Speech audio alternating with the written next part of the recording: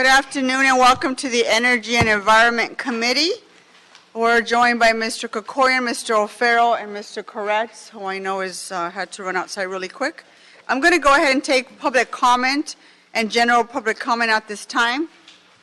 Nicole Turan, are you here? Yeah, come on up. Michael, is that how you pronounce it? Yeah, Michael, that's a cool way of spelling it. Yeah. The next speaker is Jake Garza. And the third speaker is Zach Strasters.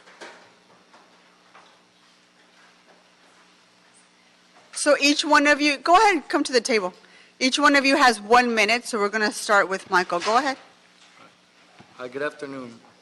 My name is Michael. I'm a native Angelino, and I've come today representing my family, my community, and my city.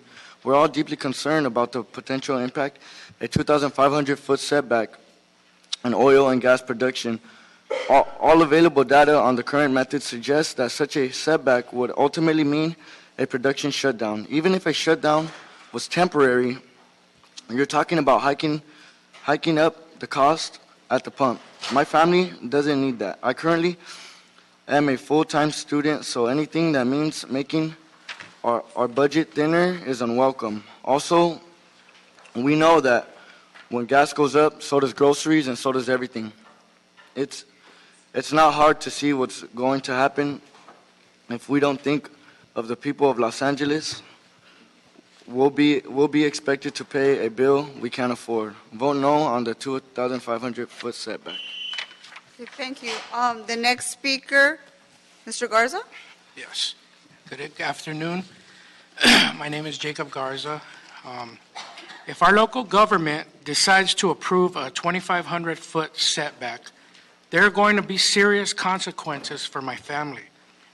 People like myself who live in Southern California are already feeling the effect of the highest gas prices in the country at the pumps. The Energy Commission's duty is to remember the very real effects their decisions will have on their constituents and their families' ability to maintain a decent standard of living. If we eliminate 100,000 plus jobs from Los Angeles County, stab local fuel productions in the neck, and ask environmentally insensitive countries like Russia and Saudi Arabia to satisfy our oil and gas needs, are we doing our LA families any favors? What about our economy, the environment? Who exactly is supposed to benefit from this shutdown? Thank you, sir. Your minute is up. Thank you very much. Our next speaker, Mr. Strassers?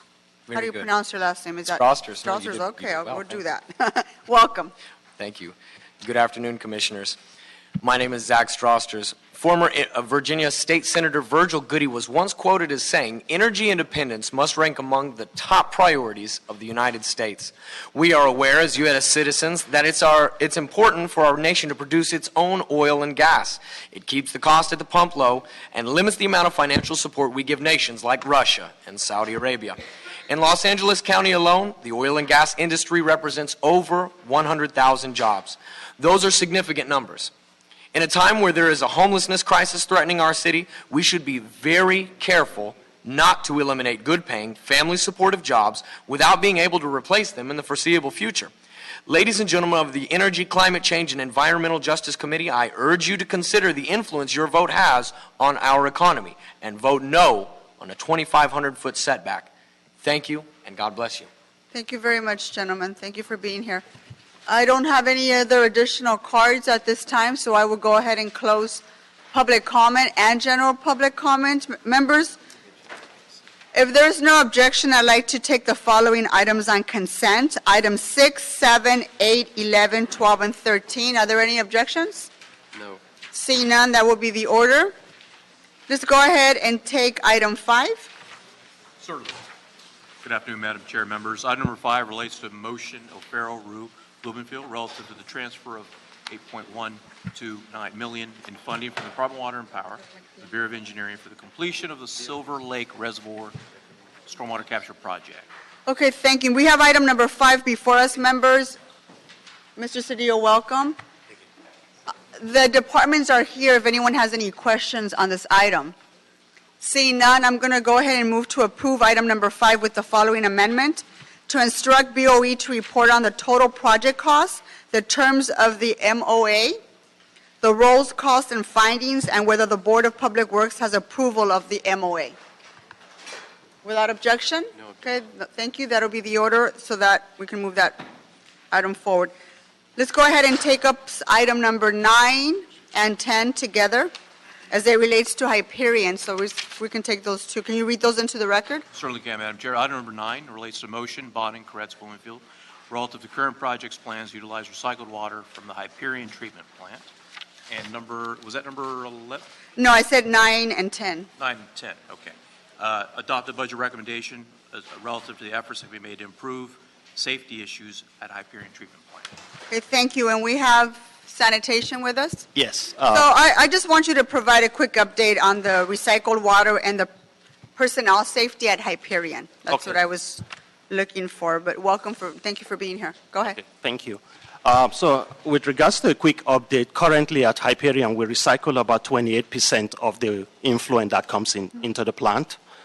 And we basically have a series of actions that we have in place to be able to recycle most of the water or all of the water that comes into the plant.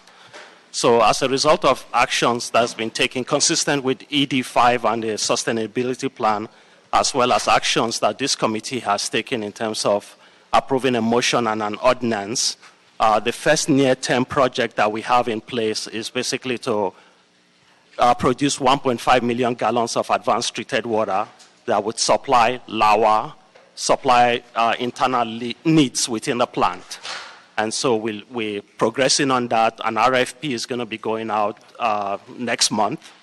And through that process, we hope to get we're going to hire a project developer to come on board and develop the project, and we're looking at completion in 2020. So that's the first near-term project. So we also have a plan to divert some of the flow that currently comes to Hyperion that ends up in the Pacific Ocean. And so some of that flow, about 25 million gallons per day, will be diverted to the Donald C. Tillman plant. And that, with the advanced treatment there, the water will be recycled and used in the groundwater basin in the San Fernando Valley. Mm-hmm. So that takes a portion of the flow that currently goes out to the ocean. And so for another near-term plan is the project that we have with our partners, LADWP and West Basin, to recycle an additional 35 million gallons per day of water.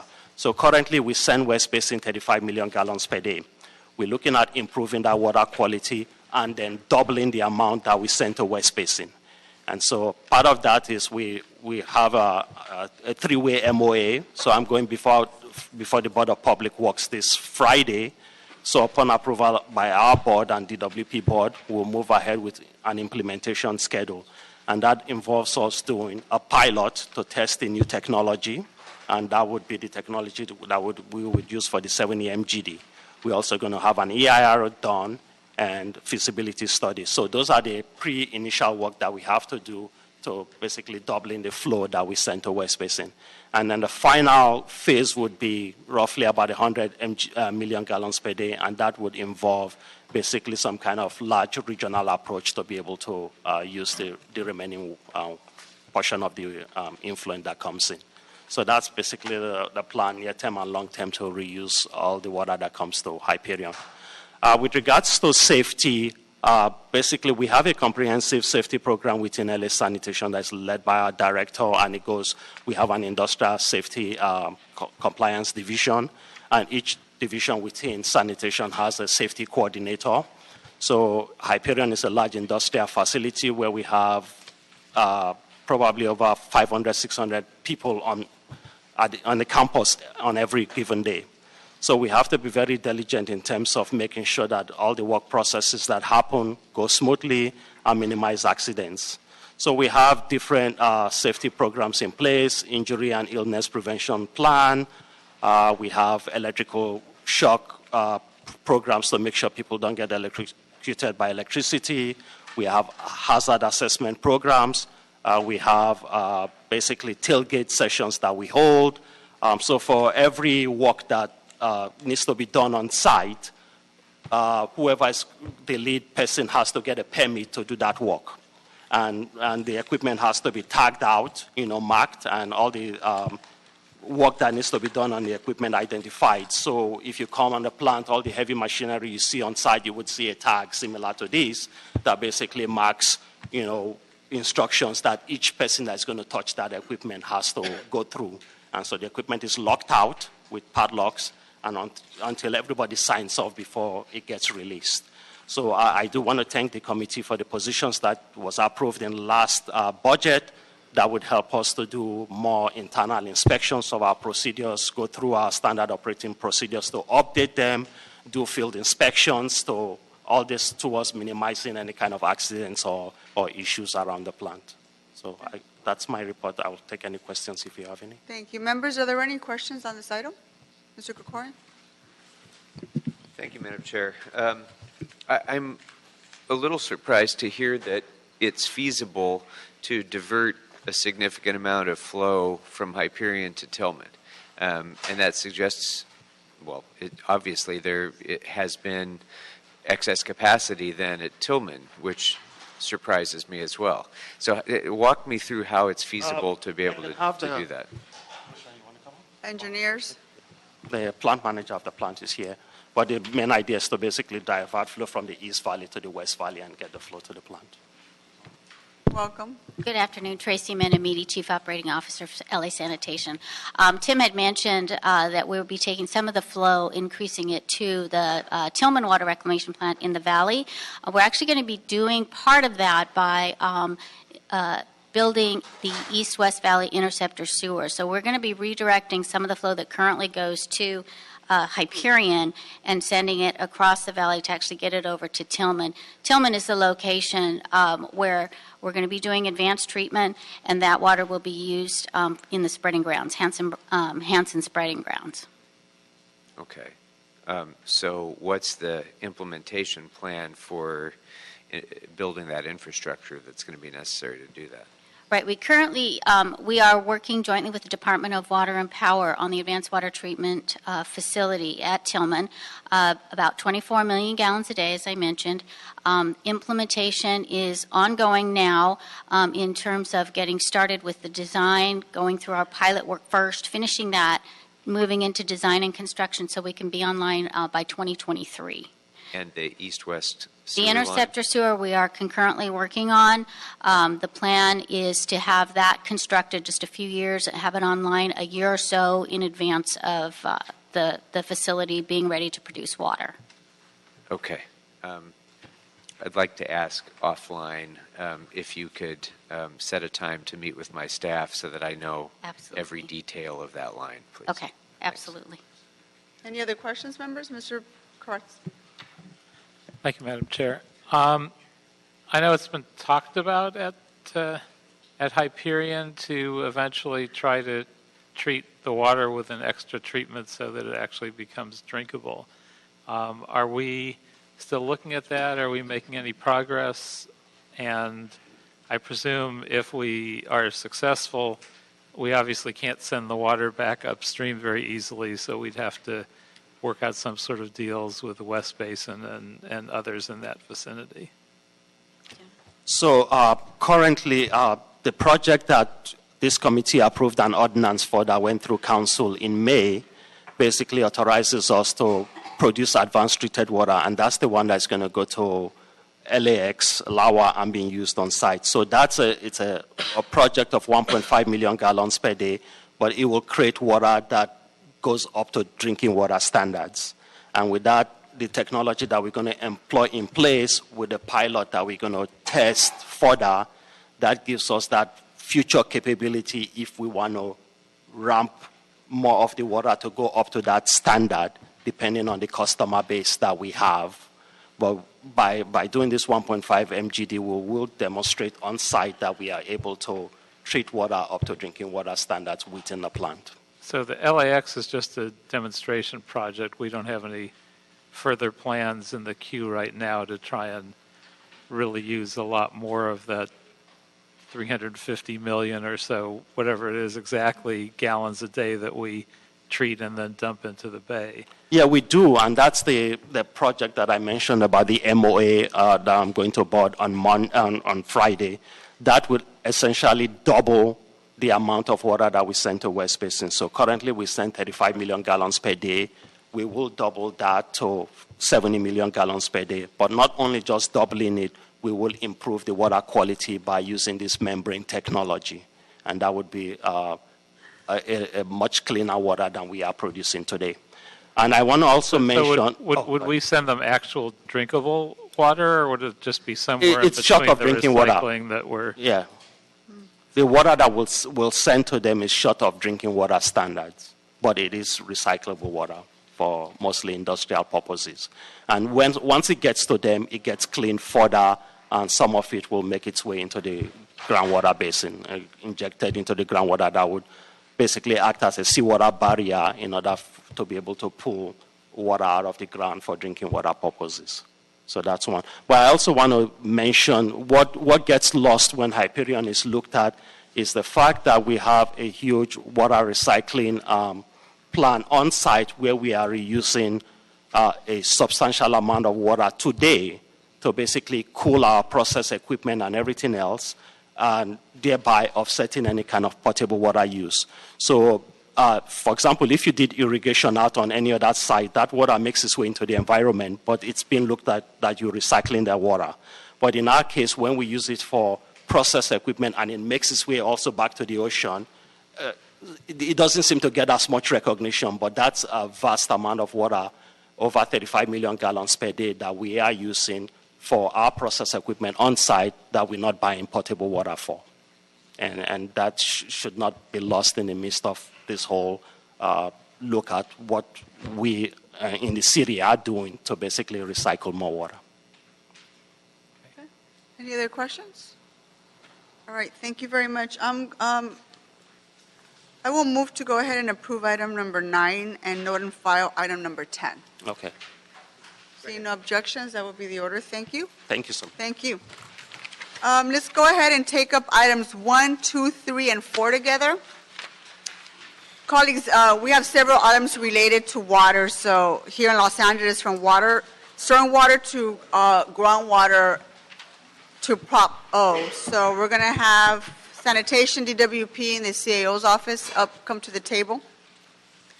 And we can start with sanitation and provide us an update of how things are going with our local stormwater efforts, and both sanitation and DWP can also shine light on the valley groundwater remediation and how MWD's contributions affect our efforts as well.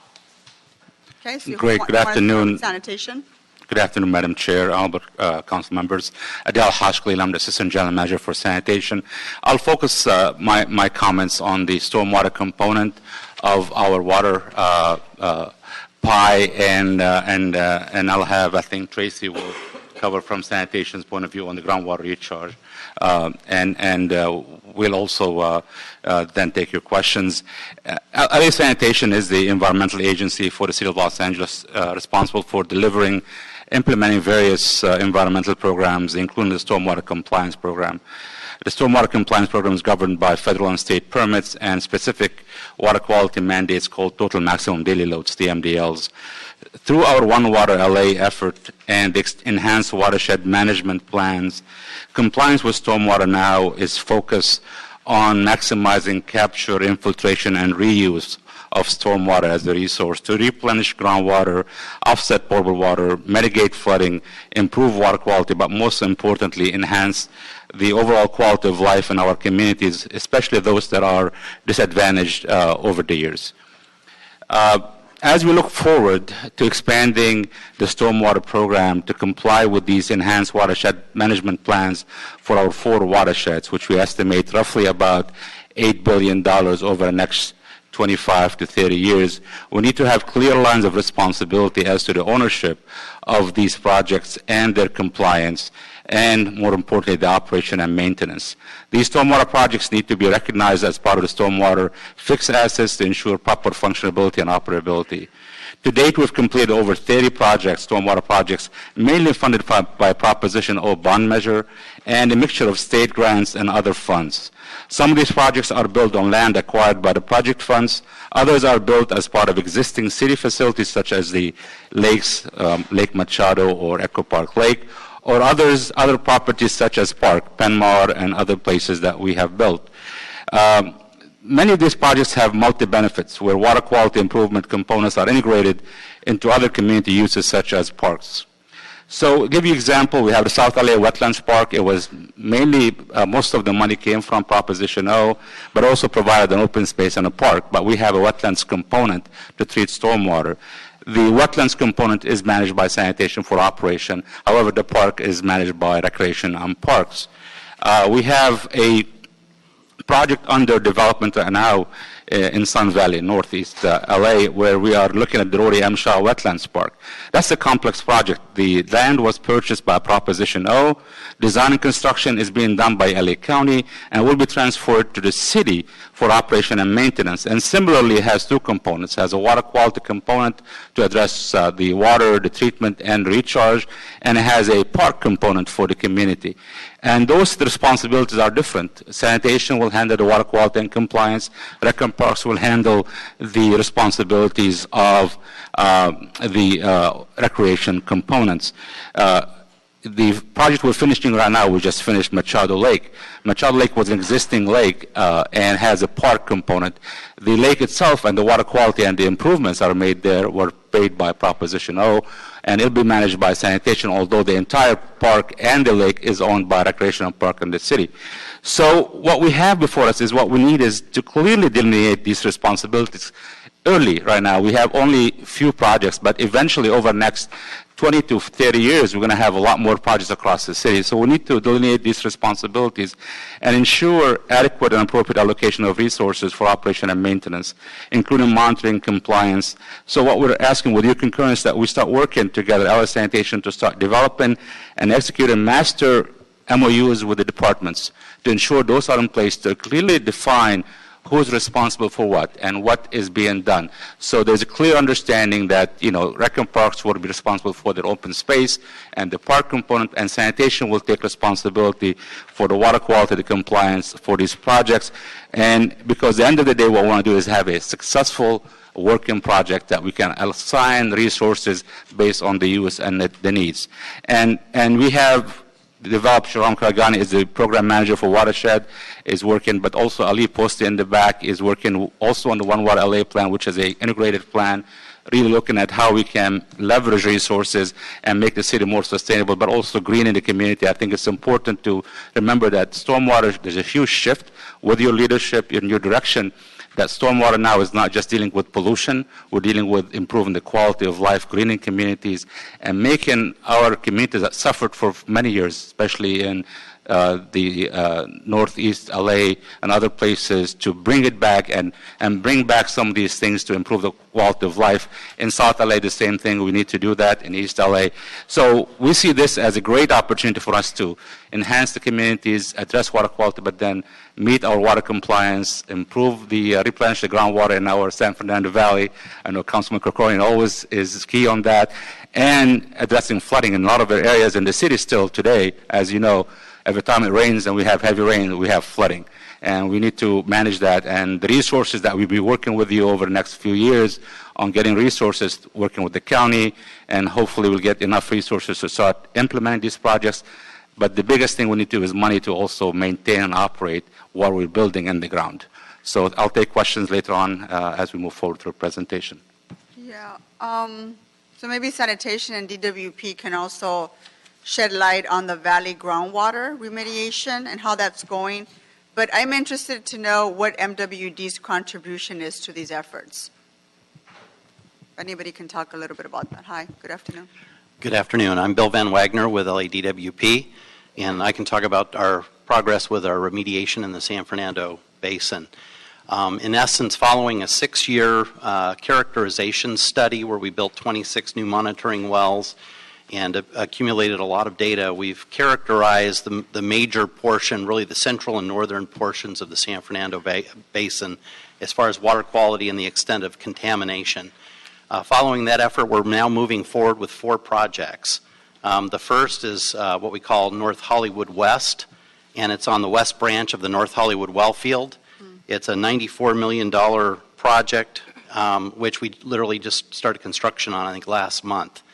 And then we have 3 others that are in the planning stage. One we call North Hollywood Central, and that's where that's basically the termination point of the Ronaldo Toluca Wellfield, as well as both the east and west branch of the North Hollywood Wellfields. And that project is anticipated to cost about $293 million. And we're in the process of doing a feasibility study as well as the environmental documentation for that one. We have our Tujunga Central treatment project, and that's at the Tujunga Wellfield. That one's anticipated to cost about $139 million. It's also in the feasibility study and environmental documentation phase. And then the 4th project is the Pollock Wellfield treatment, and that's really actually the south end of the groundwater basin. And that one's anticipated to be a $49 million project, and it's also, we're in the feasibility study and environmental phases on that. As far as funding these projects, we've requested Prop 1 funding. We have a preliminary award of $46 million for the construction of the North Hollywood West project, and we've got preliminary awards of $1 million for each of the other 3 projects as part of a planning grant.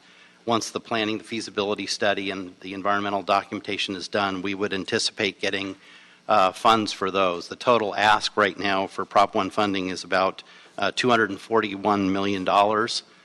For the total program cost we're looking at here, about $573 million.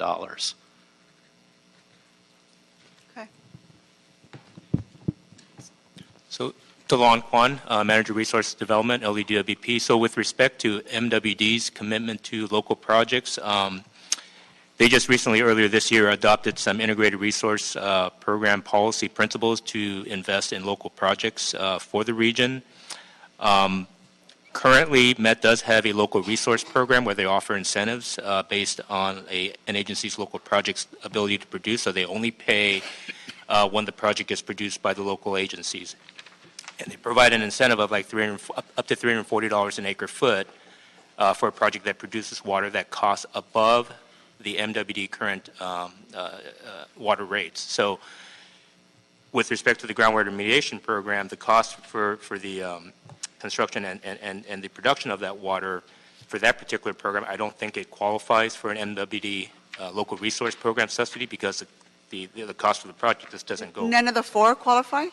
The 4 that you just mentioned that are in the process, none of those 4 projects qualify? At the current time, I don't believe so because we're pursuing Prop 1 funding. Potentially you have other funding from potential responsible parties. So when you look at that, the cost of the remediation program does not qualify under the MET local resource program requirements currently. Now, there are other programs potentially where the cost for us to produce it does exceed the MWD cost. One good example would be the groundwater replenishment project. That could potentially qualify for MWD local resource program funding. So when that time comes, when the project is ready to move forward, we can look and see, if the program qualifies, and we will pursue that funding. So that's just an example. Other recycled water projects that we have, local projects here, do qualify for some of the LRP fundings, and we have participated in that program through MET's LRP funding. And then MET, on the other side too, they also have a conservation credits program where they fund rebates, incentives for various types of incentives, toilet, clothes washers, stormwater capture, rain barrel type projects. So those we also participate in through MWD. So that's another component that we heavily leverage with MWD to help support local project development within the city. So for the groundwater recharge project and the cost for producing that at the Tillman Water Reclamation Plant, the local resource subsidy should apply. So we are planning on working with MWD on that. Do you have any idea what that is? How much is it? Well, as was mentioned, it's up to $340 per acre foot. We are anticipating that we would qualify for that full amount. We've qualified in the past for our Terminal Island Water Reclamation Plant. I think at that time the maximum amount was actually lower than this. But that is something that we will be pursuing more closely with MWD and DWP and sanitation together. Mhm.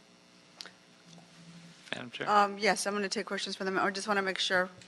I mean, Ball. Madam Chair, one of the areas I think we need to continue looking into is stormwater, where we see that as a potential opportunity to see if Met can see that value of capturing stormwater, putting it in the ground, especially if it goes to an active aquifer.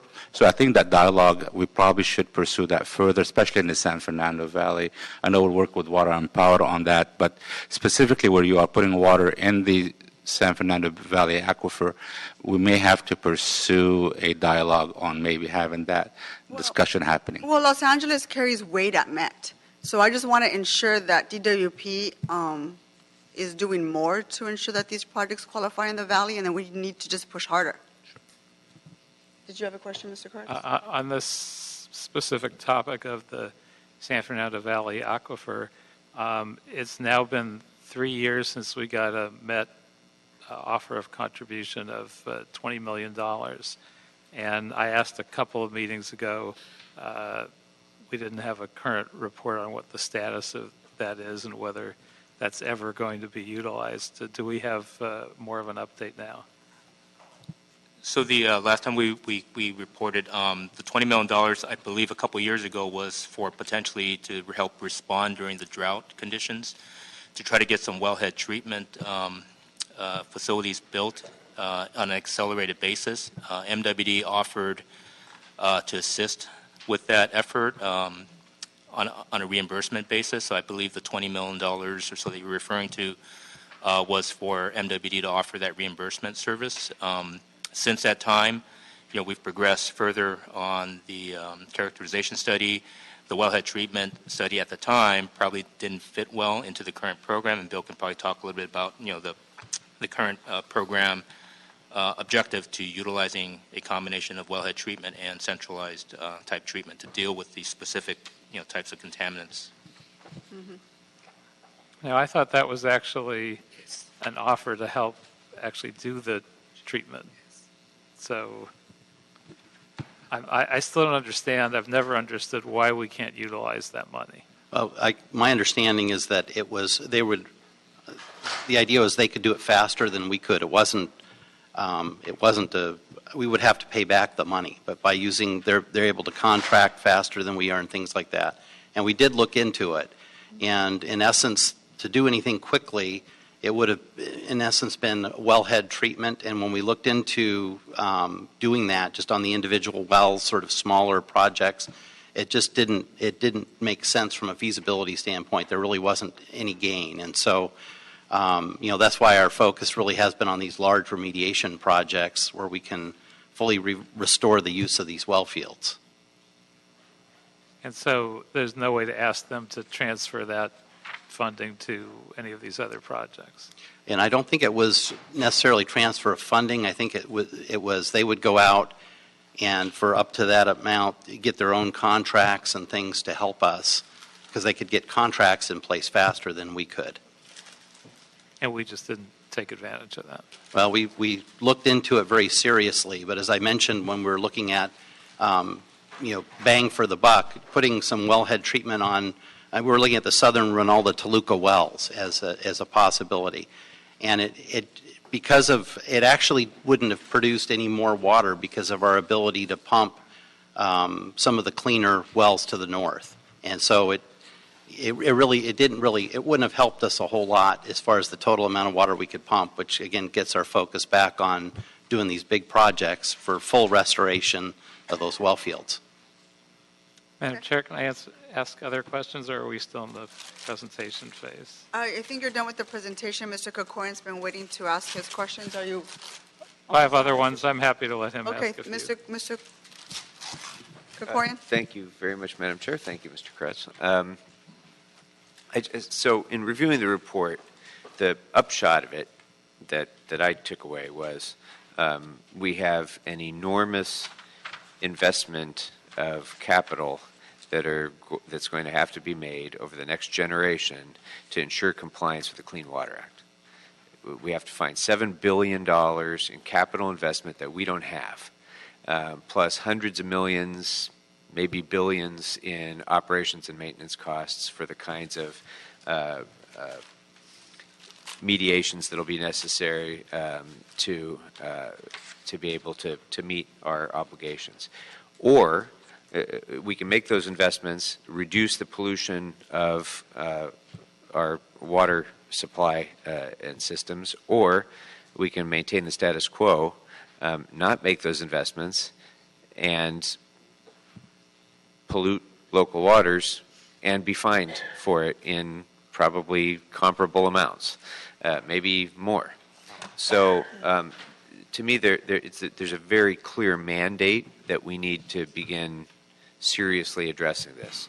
So, Adele, you mentioned that a lot of the projects that are currently on the menu serve multiple benefits, and I think we all appreciate that. And the city has shown real leadership in trying to develop projects that produce multiple benefits.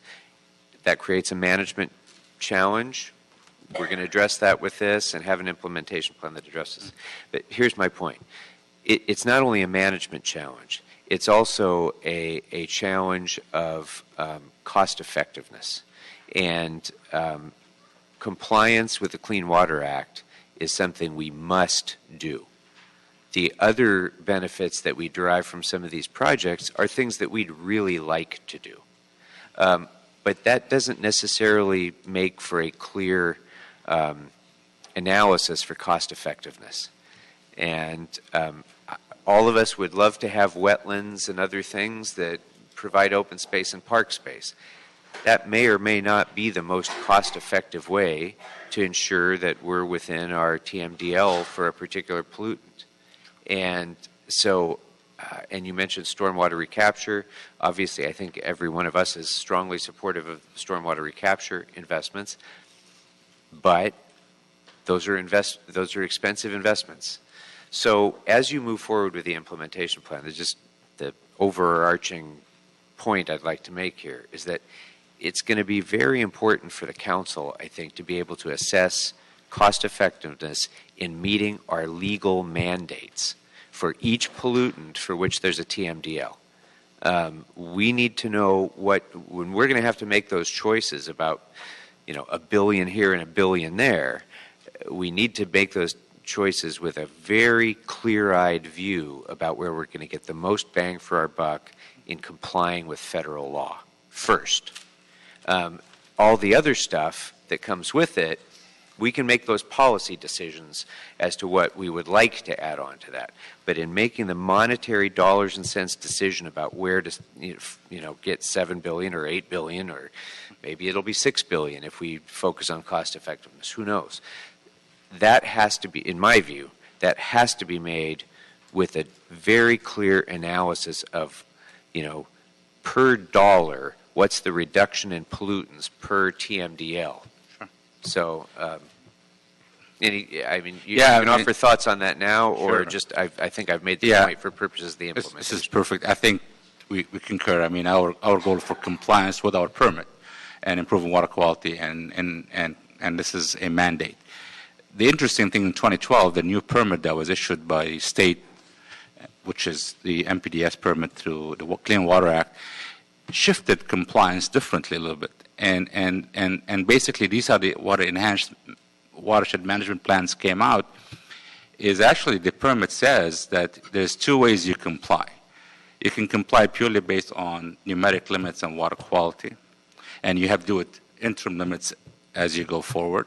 Or you can choose the other method, which is the more capture, infiltration, green technology, which will give you a longer compliance schedule, 25 to 30 years, because they recognize, the state recognizes, as we recognize, the importance of stormwater as a resource. So I agree with your priority is compliance. we need to make sure it's cost beneficial and effective. But if we can get the additional benefits while getting these assurances, it complies with the permit and gives us the longer time. If we choose the other method, which is purely water quality compliance, there's interim limits that we have to meet immediately every couple of years, 3 years, which I don't think we can afford to do. So we'll be in violation otherwise. So choosing the other one, which we chose effectively, actually, I think Council, through the adoption of the watershed management plans, chose the longer-term process, because one, it gives us time. Second, it allows for the integration of these other benefits, which I agree with you, it's good to have if they're effective. If they're not, we should not have them, we should not build a wetland just for the purpose of a wetland. It should be for purpose of the water quality. We understand other sources of funding for it. Exactly. Because it serves other benefits. Sure. But the first goal has to be that We- compliance. Granted. But And this should be an ongoing discussion throughout the course of the implementation plan so that we can continue to Sure. weigh in And on whether we're on the right and course. we agree with you. We want your input. We want your guidance on this, and with your committee and the entire council. We will continue doing that, and we will assure you here from our point of view that we'll ensure that anything that's being built has a cost-effectiveness plan and review is being done. Thank you. Thank you, Mr. Kokoyan. Members, are there any other questions before I go back to Mr. Koretz? No? Okay, Mr. Koretz, go ahead. Thank you, Madam Chair. Now, we have our enhanced watershed management plans, and they call for a startup at 2018 after a couple-year ramp-up. But it doesn't seem like sanitation and DWP have prioritized those investments till now. So is that true? If that's true, why are we falling behind on our objectives so early? That's a tough question. Maybe have somebody else answer it. No, I know. I'll answer this one. We have spent a lot of resources developing these enhanced watershed management plans, which was a stakeholder process developing these projects. We actually, if you look at what we've been able to do with limited stormwater resources funding that we have, we're able to build a lot of projects using creative funding, whether it's settlement of different litigation or state grants or Proposition O, and we leveraged a lot of resources. At the end of the day, it's all about funding. At the end of the day, it's just we don't have enough stormwater funding to support the need. We only get $28 million a year in stormwater funding that's already spoken for.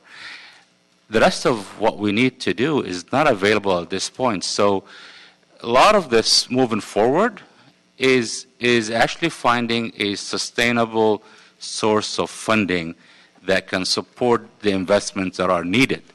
And that's something that we are working closely with LA County on, trying to see how we can move forward on a regional solution that can support the region as a whole to meet these needs and these compliance. So, it's something that we're working on very closely. I think the CEO prepared the report and provided some alternatives, but the focus at this point is getting some regional solution that, as the councilwoman always reminds us, that we need to make sure LA has its fair share, and more than its fair share, its legitimate share and what we need to do.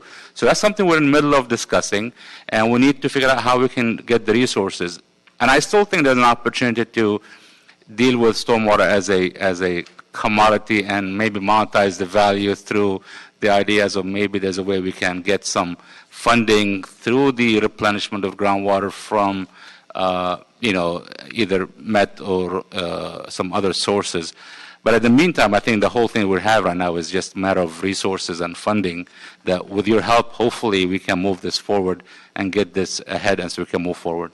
Now, obviously, we need to find those resources because at the end of the day, we still have a ticking time bomb and the many billions of dollars. So if we don't solve this, I don't know what happens to that council when that bill comes due, but we obviously don't ever want to see that happen. Unfortunately, we won't have our current president, but whoever it is, if we have a multi-billion-dollar debt, someone is going to hit us hard for it if we haven't solved the problem. Actually, the governor just recently signed SB 231, which is a bill that is interesting because what it does is says stormwater that's polluted can be treated under Prop 218, which is the measure for raising fees, as a wastewater, which is kind of, to me, is what it says is you can actually have, through council action, can raise stormwater fees because under this new Senate bill that was passed by the governor allows that to happen. Would be something that we're going to do. I think we should have a discussion on it, and because, is that something that we should pursue or not? We will have more dialogue on those opportunities and things, but your guidance is critical. Your involvement as part of this discussion with the county is critical, and we would need your support, your help to make this happen, ensuring that we get our fair share to support what we need and comply. I had a financial question. Maybe this is to the CAO's office. Can you help explain what the nexus is between the $1.5 billion CIP and the $7.2 billion EWMP? Yes, Selena Kuhn with the Office of the City Administrative Officer. The $1.5 billion that was stated in the report, this is for the next 5 years. Sanitation had developed a 5 years capital improvement plan that addresses the first 5 years, and that's the 1.5. Okay. Yes, out of the whole $7 billion, that's going to be a long term for the next 25 years. Yes. Okay. And does that also address ongoing operations and maintenance, or is that a general fund obligation? All different obligation. And I'm sure Mr. Kokorian was. It's a general fund obligation, kind of through. Maybe. Yeah. I thought it would make him laugh, He's not laughing. Okay, got it. I just thought I would ask that. Okay, colleagues, are there any other questions on any of these items? Okay, seeing none. So I want to go ahead and move forward with the items. I just want to make sure that we do it the right way as we're moving forward. And so I want to go ahead and approve item 1, Northern File item 2, and I want to approve item 3, but with the following additions. To request LA Sanitation, the CLA, and the CAO, and the Office of the Mayor to report back on how any funding strategy and implementation plan will, 1, best position the City of Los Angeles for its fair share of resources, 2, ensure infrastructure, equity in disadvantaged communities and communities of color, and furthermore, prioritize areas that haven't historically been prioritized for water quality-based funding. 3, support the remediation of the aquifer and improvements of the stormwater system in the San Fernando Valley. 4, ensure a commitment to support and invest in multi-benefit projects. 5, recognize the efforts of the business community. And 6, support local hiring and job training opportunities for disadvantaged residents. Okay, and I also want to move in that we note and file item number 4. Are there any objections? Mr. Kokorian. Madam Chair, there's applause, no objections to those recommendations, but I would just add, if you would accept it, a further part of that report should include a detailed analysis of the cost effectiveness for each proposal in the implementation plan to comply with the Clean Water Act. Very well. We'll add that to that. Okay. Are there any other objections or additional amendments? Seeing none. So moved. Thank you very much. And that concludes our meeting. Oh, no, you have one action? No, I said note and file number 4. I said that earlier. I did say it. Yeah, you did. Number 12. Number 12. The water and power contract on. Yep. No, that was on consent. It was on consent? Okay. Sorry. I know, I'm doing my job. I got it. The meeting is adjourned. Thank you very much. Don't try to trip me.